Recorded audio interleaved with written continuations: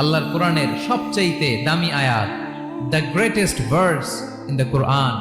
উবাই ইবনে কাব রাদিয়াল্লাহু তাআলা আনহুকে বিষ্ণু সাল্লাল্লাহু আলাইহি ওয়াসাল্লাম জিজ্ঞেস করলেন, উবাই বলো তো কোরআনের কোন আয়াতটা সবচেয়ে সেরা?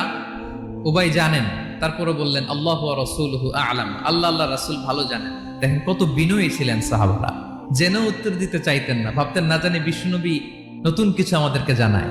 বিশ্বনবী আবার বললেন, তুমি কি জানো কোরআনের সবচেয়ে শ্রেষ্ঠ আয়াত কোনটা?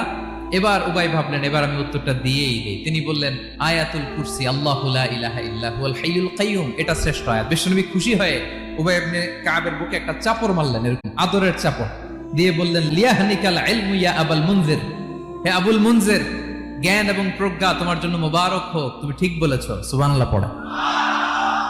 তাহলে এই প্রথম ইনফরমেশনটা আজকে জানলাম, কোরআনের সর্বশ্রেষ্ঠ আয়াতের নাম ৬,২৩৬টা আয়াতের মধ্যে থেকে সবচাইতে দামি আয়াত এটা।